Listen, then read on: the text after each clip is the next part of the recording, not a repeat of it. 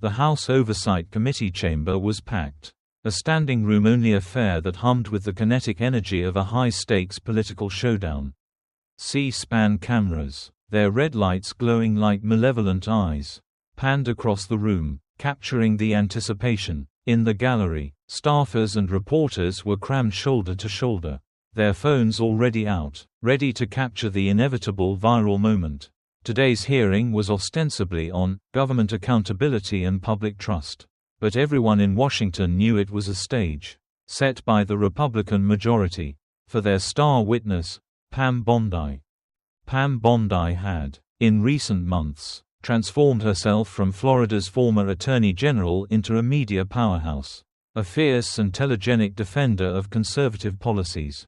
Her reputation as a polished, relentless, and unshakable advocate had grown with every television appearance. She carried herself with the supreme confidence of someone who had never lost a public argument, who knew how to dominate a news cycle, and who rarely, if ever, faced meaningful, fact-based opposition. Her slick presentations and aggressive, accusatory rhetoric had made her a favorite on conservative media, where her bold claims about Democratic failures were amplified nightly. She strode into the hearing room, a picture of authority and power, her designer suit perfectly tailored, her blonde hair perfectly styled. She was flanked by an entourage of assistants carrying thick, leather-bound briefing books, a small army reinforcing her status. She smiled and nodded at the Republican members of the committee, who greeted her with the warmth and deference reserved for a conquering hero. The stage was hers, and she knew it. The hearing was meant to be another victory lap. Bondi had been invited by the Republican leadership to testify on the patterns of deception from the previous administration. And she came armed with her usual arsenal of sweeping, damning attacks against her political opponents. In the wings, a different kind of preparation had been taking place. Representative Jasmine Crockett, a freshman Democrat from Texas, sat quietly among her fellow committee members, a stark contrast to Bondi's flashy entrance. While Bondi had brought an entourage, Crockett had brought a single, unassuming manila folder. Crockett was a name known in Texas legal circles but still new to the national stage. A former public defender and civil rights attorney, her reputation was built not on media savvy, but on a razor-sharp legal mind and a relentless, methodical approach to facts. She did not seek the spotlight, but she had a distinct gift for dismantling flawed arguments, a skill honed in the tough courtrooms of her home state. She had watched Bondi's media tour for weeks, not with partisan anger, but with a prosecutor's analytical coldness. She saw the pattern, the unverified claims, the sweeping generalizations presented as fact. She's been preparing for this for weeks, one of Crockett's staffers whispered to a colleague earlier that morning. She hasn't slept more than 4 hours a night. She's been reviewing documents, checking every source, building an airtight case. She believes Bondi is spreading disinformation that has real consequences for policy. And she's not going to let it go unchallenged. The stakes couldn't have been higher. If Bondi's testimony today went unchecked, her facts would be cited in upcoming legislation and echo across the media landscape as established truth. For Crockett, this was not just politics, it was about the integrity of the congressional record. The committee chairman banged his gavel. "We welcome our esteemed witness, Ms. Pam Bondi. Ms. Bondi, you may begin your opening statement." Bondi leaned into the microphone, her smile confident, her voice resong with practiced authority. She began with a litany of accusations. "Thank you, Mr. Chairman. I am here today because the American people are tired of being lied to. For years, Democrats and the liberal media have been pushing false narratives." She continued for several minutes, her rhetoric escalating. "They told you job creation was strong, when it was a historic failure. They told you our cities were safe, when crime was skyrocketing. They told you our elections were secure, when there were thousands of verified cases of fraud." She looked up from her prepared remarks, her gaze sweeping across the Democratic side of the committee. "The problem," she said, her voice dripping with contempt, is that no one on that side of the aisle has the courage to challenge me with actual facts. It was a deliberate, arrogant dare. Little did she know, Jasmine Crockett, sitting just feet away, was about to call her bluff. The chair recognized the ranking Democratic member, who offered a standard, procedural rebuttal. Then, the chair turned to the next name on his list. The chair now recognizes the gentlewoman from Texas, Ms. Crockett, for 5 minutes of questioning. The atmosphere in the room subtly shifted. Those who knew Crockett's work, the reporters who covered the Texas legislature, the few legal analysts who had followed her civil rights cases, straightened in their seats. A few phones, previously pointed at Bondi, now turned to capture Crockett. "Thank you, Mr. Chairman," Crockett began, her voice calm but firm, a stark contrast to Bondi's theatrical delivery. "Ms. Bondi, I've been listening very carefully to your testimony today, and I have several questions about the specific claims you've just made under oath." Bondi nodded, her smile fixed and confident, clearly expecting the standard partisan back and forth. "Of course, Congresswoman," she replied, her tone laced with subtle condescension. "I'm happy to clarify anything you didn't understand."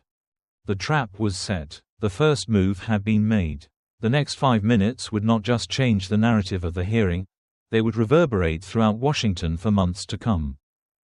Representative Crockett remained unfazed by Pam Bondi's subtle condescension. She had faced far worse in Texas courtrooms. She simply offered a faint, almost imperceptible smile. "Thank you, Ms. Bondi, I'll try to keep up," Crockett said, her voice dripping with a polite, razor-sharp irony that was lost on no one. She then opened the manila folder in front of her. "Let's start with your first claim, the one you made just moments ago. You stated that the previous administration had, and I quote, the strongest job creation record in American history. Are you standing by that statement today, under oath?" "Absolutely," Bondi replied without a flicker of hesitation. "The numbers don't lie, Congresswoman." "I could not agree with you more, Ms. Bondi. The numbers do not lie," Crockett said. She pulled out a single document and calmly slid it onto the overhead projector. Instantly, a chart appeared on the large screens throughout the hearing room. This data comes directly from the Nonpartisan Bureau of Labor Statistics. As you can see, when compared to the job creation records of every administration in modern history, the record you're referencing actually ranks 5th, not 1st. The chart was stark and undeniable.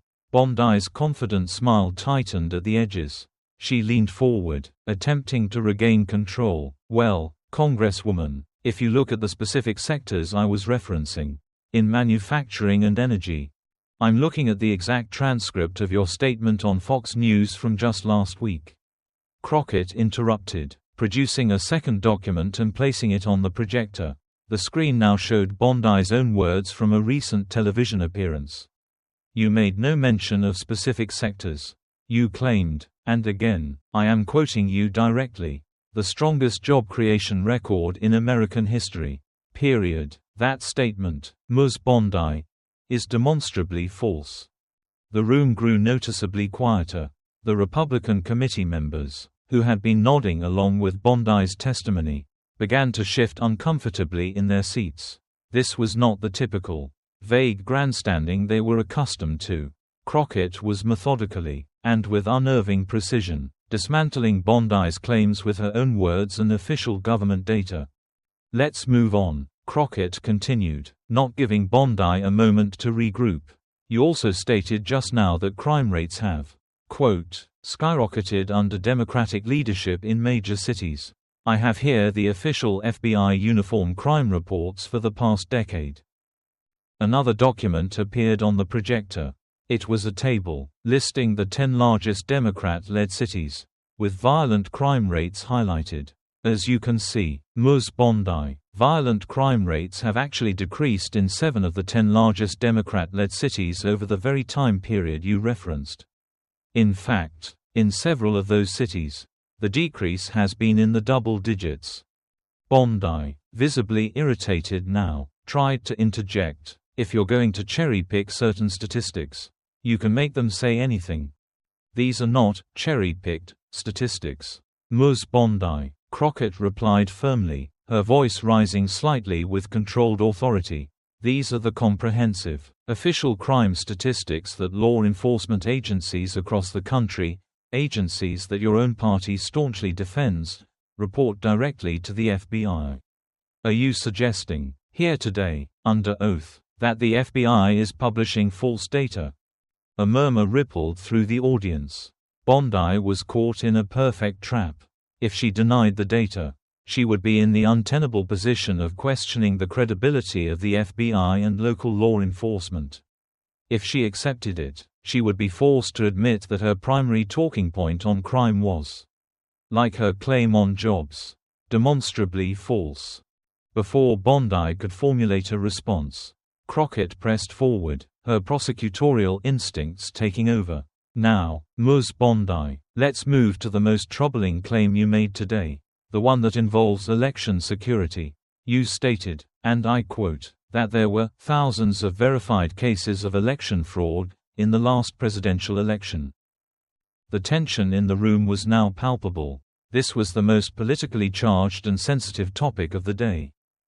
I have here, Crockett continued, her voice steady as steel, the official reports, statements, and audits from election officials in all 50 states.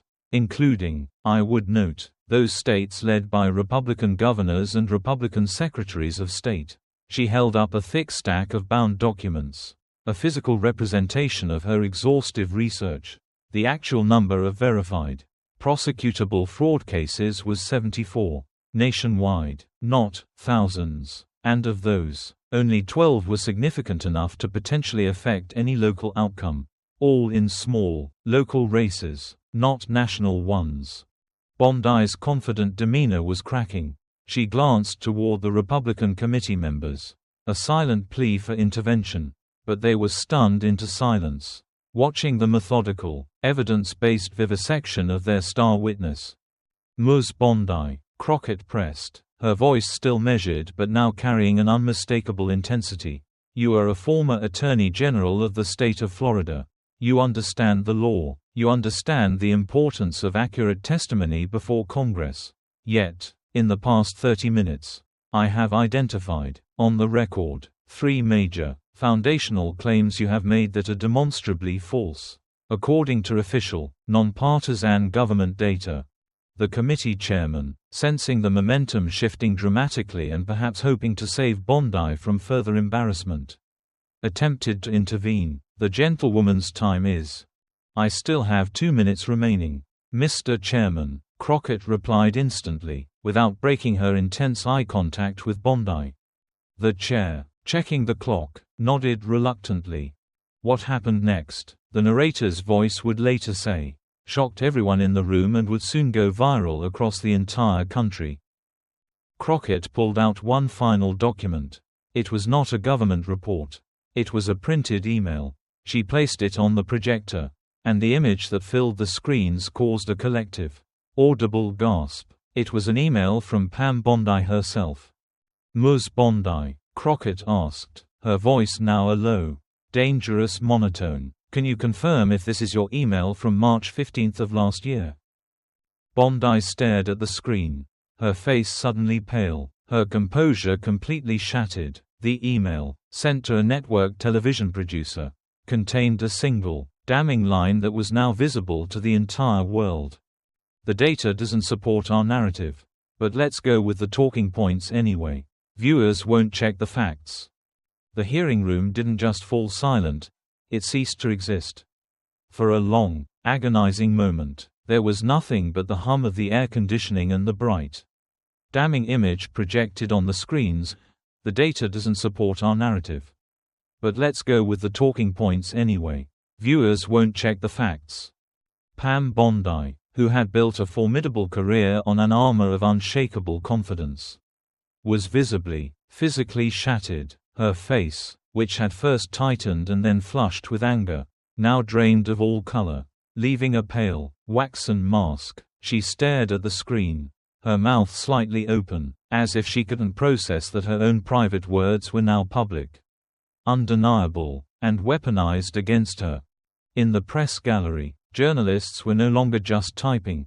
They were frantically snapping photos of the screen, of Bondi's stunned face, of Crockett's calm, prosecutorial demeanor. This wasn't just a political misstep.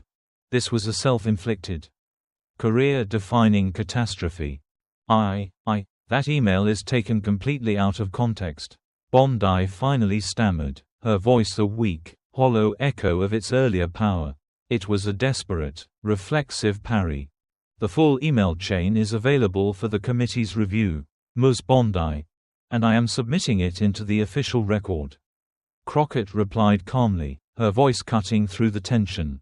The context, I'm afraid, only makes it worse, but I am simply asking you to confirm if you wrote those words. As Bondi fumbled for a response, her eyes darting to the Republican side of the dais for a rescue that was not coming, Crockett seized the moment that would be replayed millions of times. She leaned slightly forward, her voice steady and clear. Ms. Bondi, let me remind you that you are under oath before this committee. Crockett said, the words landing with the weight of a judge's gavel. Did you, or did you not, write this email instructing your team to use talking points that you knew were actively contradicted by the actual data? The room held its breath. The silence was absolute. Bondi, a former attorney general, knew the legal jeopardy she was in. Admitting it was perjury, denying it was also perjury. She was trapped. She looked down, shuffled her papers, and said nothing.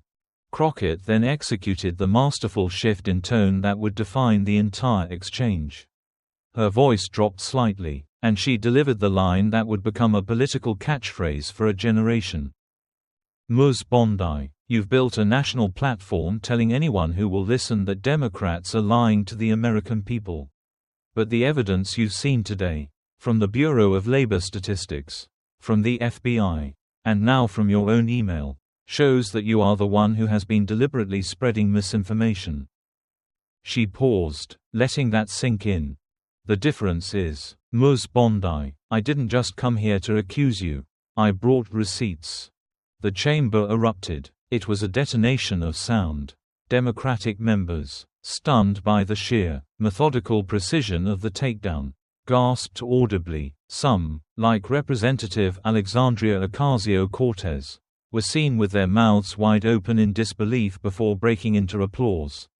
Republican members sat frozen, their faces a mask of horror, realizing their star witness had just been summarily executed on live television. The press gallery was in a state of pandemonium, reporters shouting into their phones, "You are not going to believe this." The phrase, "I brought receipts," instantly ricocheted across social media. A rallying cry for accountability. A perfect, modern summation of what had just happened. But Jasmine Crockett was not finished. Her 5 minutes were not yet up.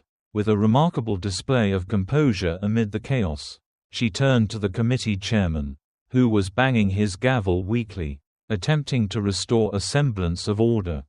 "Mr. Chairman," Crockett announced, her voice rising above the din. "Given that Ms. Bondi's sworn testimony appears to contain multiple, demonstrably false statements, as I have now documented with official government data and her own correspondence." Bondi's head snapped up, her expression now one of dawning, abject terror. And given this new evidence suggesting she knowingly presented information to this committee that she believed to be inaccurate, I move that Ms. Bondi's entire testimony be stricken from the record as unreliable and potentially perjurious. This was no longer a political takedown, it was a formal, legal maneuver. The former prosecutor was now the defendant. Furthermore, Crockett continued, as the chairman stared, speechless, I request that this committee formally refer this entire matter, the testimony, the email, and the official reports she contradicted, to the Department of Justice for a full investigation into potential perjury before the United States Congress. Republican committee members finally found their voices, shouting, "Point of order," and "outrageous." But it was too late. The damage was done. The legal and political gravity of Crockett's motion was staggering. As the chairman's gavel came down, announcing that the gentlewoman's time had expired, The political world had just been irrevocably altered. In just 5 minutes, Jasmine Crockett had not only refuted Bondi's claims but had systematically, and with devastating precision, destroyed her credibility, possibly ending her career as a serious political commentator, and leaving her in genuine legal jeopardy. The era of accountability, built on a foundation of receipts, had begun. As the chairman's gavel came down, announcing a 15-minute recess, the committee room, which had been frozen in stunned silence, erupted into a pandemonium of frantic activity. The spell was broken. Pam Bondi sat motionless for a long, agonizing second, the color completely drained from her face. She looked like a person who couldn't comprehend what had just happened. Her team of assistants, their own faces a mask of horror, rushed forward. They didn't just huddle with her. They formed a protective, physical phalanx, shielding her from the C-SPAN cameras that were still rolling. Capturing her devastation, they gathered her papers, one aide grabbing her by the elbow, and practically lifted her from the chair. Her exit from the room was a walk of shame that would be replayed for years. The woman who had strode in with such supreme, untouchable confidence just an hour earlier was now hurried out of a side door, her gaze fixed on the floor, refusing to look at the reporters who were already shouting her name from the hallway. On the other side of the dais, the scene was a mirror image. Jasmine Crockett calmly and methodically organized her documents, placing each receipt back into its proper place in her folder. Democratic members of the committee, their faces alight with a mixture of awe and elation, rushed over to her. "Jasmine, that was unbelievable," one senior member whispered, shaking his head. "I've been in this Congress for 20 years, and I have never, ever seen a takedown that clean." Crockett simply nodded, her expression professional, not triumphant. "Thank you. I just wanted to ensure the committee had the actual facts for the record." Her calm in the face of her own stunning victory was, in its own way, as powerful as the cross-examination itself. She wasn't gloating, she wasn't performing for the cameras. She had simply come to do a job. And she had done it. When she emerged into the hallway, she was met with a wall of cameras and microphones. "Congresswoman Crockett, how did you get that email? Are you concerned about political retaliation? Ms. Bondi's team is calling this a partisan ambush." Crockett paused, adjusted her microphone, and looked directly into the cameras. "My job," she said, her voice firm and clear, "is not to create viral moments. My job is to conduct oversight and to ensure that the American people receive accurate information upon which our policy decisions are made.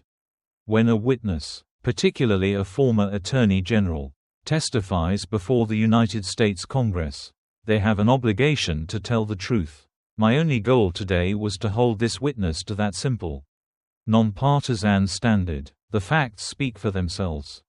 But the viral moment was already beyond her control. In the 15 minutes of that recess, the digital world had exploded. The hashtags #Crockett brought receipts and #Bondi silenced were the #1 and #2 trends in the world. Clips of the exchange were being shared faster than platforms could count the views. The most popular one, a 30-second video, showed Crockett's final, devastating sequence, the email on the projector, Bondi's pale, speechless reaction, and Crockett's killer line, "The difference is, I didn't just accuse you, I brought receipts." News networks, which had been covering the hearing as routine background noise, scrambled to adjust. "We are interrupting our regular programming," said a stunned CNN anchor, "to bring you what may be one of the most dramatic and effective moments of congressional testimony in modern history. We are watching it in real time. Just wow." By the time the evening news cycle began, the impact had become seismic. Media outlets that had regularly featured Pam Bondi as a star commentator were now in a full-blown crisis. A producer at Fox News was overheard in a leaked hot mic moment, "We can't put her on tonight. We just can't. She'd be crucified. How do we even address this?" Several networks that had Bondi scheduled for appearances later that week quietly cancelled, citing programming changes.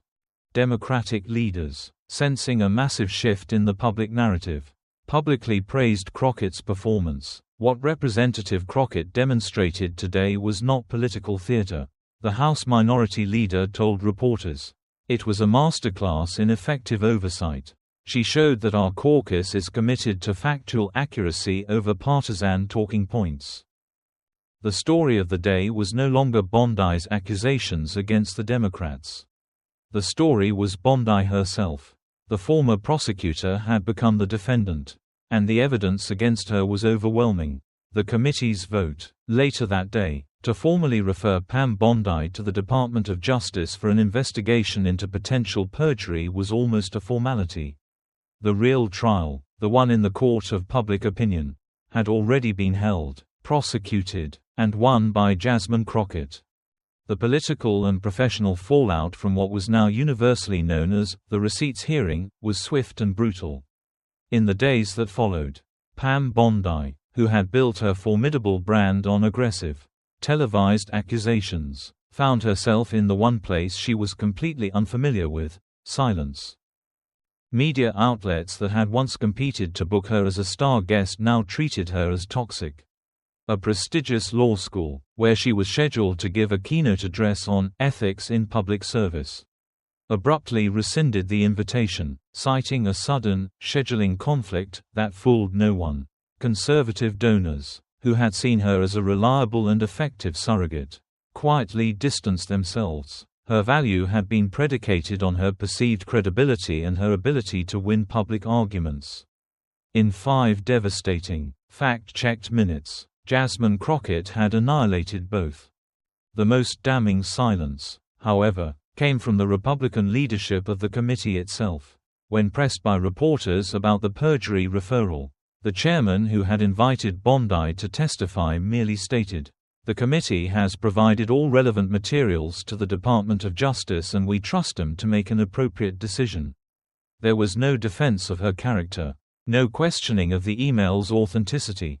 In the cold calculus of Washington, Pam Bondi had become a liability, and her own party was cutting her loose. For Jasmine Crockett, the impact was the mirror opposite. The freshman congresswoman, previously known primarily to her constituents and dedicated followers of congressional politics, had become a national figure overnight. Her office was inundated with interview requests, not just from political shows, but from mainstream cultural programs. Senior Democratic leaders, recognizing the power of her performance, publicly praised her preparation and precision. What Representative Crockett demonstrated wasn't just political theater, the House Minority Leader told reporters. Seizing the new narrative, she showed what effective oversight actually looks like: thorough research, precise questioning, and an unwavering commitment to factual accuracy. This is the new standard. Legal experts began to weigh in, analyzing the confrontation not just as a political event, but as a legal one. Former federal prosecutors appeared on news programs to explain the seriousness of a perjury referral, noting that while prosecutions are rare, the evidence presented, especially the email, was as close to a smoking gun for intent as one could find. Law professors began writing opinion pieces about the ethical obligations of attorneys. Like Bondi, when making public statements, the matter had officially transcended politics and entered the realm of professional and legal accountability. The story took another, even darker, turn for Bondi 3 days later. Investigative journalists, prompted by the hearing, began digging into the email thread Crockett had revealed. New, unredacted portions of the emails surfaced, showing that Bondi had not only been warned by her own researchers that her claims were false, but that she had actively berated them for getting lost in the weeds, and insisted they find the numbers that fit the narrative. The phrase, "find the numbers that fit the narrative," became an instant, scathing meme, used to mock any public figure caught twisting facts. For Pam Bondi, the reputational damage was now catastrophic and irreversible. The woman who had built her brand on accusing others of dishonesty was now the national poster child for deliberate misinformation. A week after the hearing, the story took its final, institutional turn. The House Oversight Committee convened to formally vote on the motion to refer Pam Bondi to the Department of Justice for a perjury investigation. The vote was not a surprise. But it was a brutal public spectacle. Several Republican members, who had sat in stunned silence during the hearing, voted present, rather than taking a public stance. A quiet but clear political abandonment of their own star witness. The motion passed, formalizing the referral and cementing the public disgrace. For Pam Bondi, the professional consequences were catastrophic. The law school that had withdrawn its invitation for her to speak on ethics was only the beginning. A high-profile, lucrative contract she held as a political commentator for a major conservative media network was quietly paused and then not renewed. Her once frequent appearances on cable news evaporated. To book Pam Bondi was now to invite ridicule, to open oneself to a barrage of social media comments asking, "Did you check her receipts?" But the Crockett effect, as some political analysts began calling it, was having a much wider impact. A subtle but undeniable shift was occurring in Washington. In subsequent congressional hearings, witnesses from both parties arrived with noticeably thicker binders, their testimonies laden with footnotes and source citations. Committee members on both sides began to adopt Crockett's language. "That's a very strong claim," one senator was heard saying to a tech CEO in a different hearing. "Do you have the receipts to back that up?" The phrase had entered the political lexicon, becoming a new standard for public accountability. It was no longer enough to be confident, one had to be correct. And one had to be able to prove it. For Jasmine Crockett, her newfound fame brought a new level of responsibility. She handled it with the same precision and lack of fanfare that she had displayed in the hearing. She turned down offers for book deals and reality shows, focusing instead on her legislative work. When asked in her first major interview after the hearing how it felt to have ended Pam Bondi's career, her response was telling. "My job isn't to end anyone's career," she said, her voice firm. "My job is to ensure that the American people receive accurate information upon which our policy decisions are made." When a former attorney general comes before Congress, under oath, and presents claims that are demonstrably false, it is my duty to correct the record. I did my job, that's all. The contrast between the two women's trajectories could not have been more stark. Bondi, once a rising star known for her aggressive accusations, had been revealed as cavalier with facts and willing to prioritize a political narrative over the truth. Crockett, previously a little-known freshman, had emerged as a powerful national voice for evidence-based governance.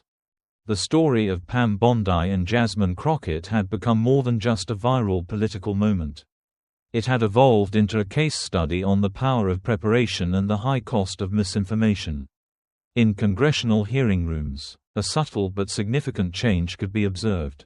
Witnesses were more cautious, members were more precise, and staffers, preparing their bosses for contentious hearings, were heard whispering a new warning. "Remember Pam Bondi, make sure you have the receipts. You never know when you'll be facing a Jasmine Crockett." The confrontation between Jasmine Crockett and Pam Bondi was a masterclass in modern political accountability.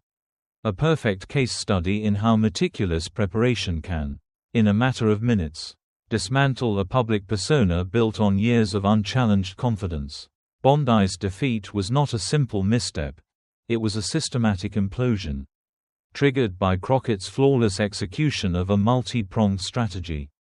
First and foremost was the power of specificity over generalization. Bondi entered the hearing armed with broad, sweeping, and emotionally charged accusations, strongest job creation in history. Crime skyrocketed, thousands of verified cases of fraud. These are claims designed for the fast-paced, low accountability environment of a cable news segment, where they are rarely fact-checked in real time. Crockett's entire strategy was to refuse to debate on this abstract field. Instead, she dragged the conversation, kicking and screaming, onto the concrete ground of hard data, by juxtaposing Bondi's generalizations with specific, sourced numbers from the Bureau of Labor Statistics and the FBI. She transformed the debate from a battle of opinions into a factual hearing. A battle of receipts that Bondi was utterly unprepared to fight. Second was Crockett's brilliant use of escalation. She did not lead with her most damning piece of evidence. She built her case like a prosecutor, starting with the least defensible claim, the job numbers, moving to a more contentious but still data-driven point, the crime statistics, and then to a politically explosive issue, election fraud. With each step, she methodically cornered Bondi, forcing her to either deny official government data or implicitly admit her claims were false. Only after establishing this undeniable pattern of misinformation did Crockett deliver the coup de grace, the email. By the time the email appeared on the screen, Bondi's credibility was already in tatters. The email was not just an accusation, it was the final, irrefutable proof of intent, confirming that the prior false statements were not just mistakes, but part of a deliberate narrative.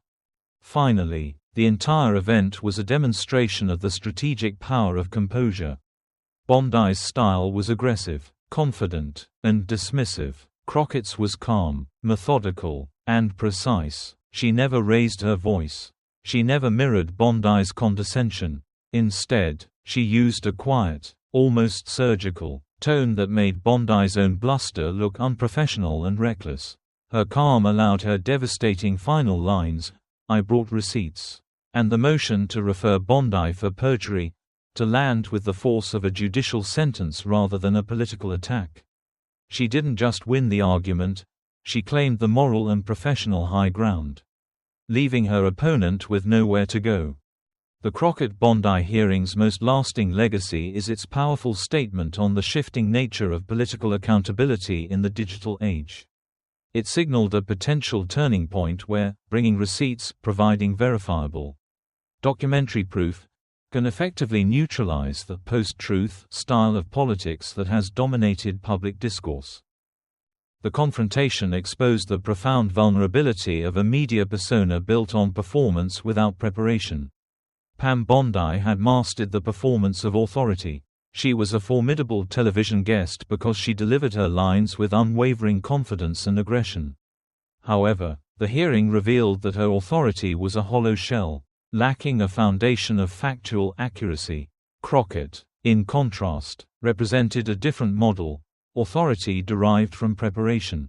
Her power in that room did not come from her title or her media profile, but from the unassailable fact that she had done her homework. The event serves as a powerful reminder that in an age where misinformation can spread in an instant, the antidote is not a louder, opposing opinion, but a quieter, well-documented fact. Furthermore, the episode highlights the critical importance of controlling the narrative of intent. Before the hearing, Bondi controlled the narrative, framing her opponents as liars. By revealing the email, the data doesn't support our narrative. Crockett did more than just correct a few statistics. She seized control of the story of why the misinformation was being spread. She exposed the big lie behind all the smaller ones, that Bondi's team was aware of the truth and had made a conscious decision to ignore it in favor of a more politically convenient story. This transformed Bondi from a mere political opponent into an unreliable, and potentially perjurious, witness. Ultimately, the "Crockett brought receipts" moment resonated so deeply with the public because it was a rare, cathartic instance of genuine accountability. In a political landscape often characterized by spin, deflection, and a seeming absence of consequences, viewers witnessed a clear, unambiguous, and evidence-based takedown of a powerful figure.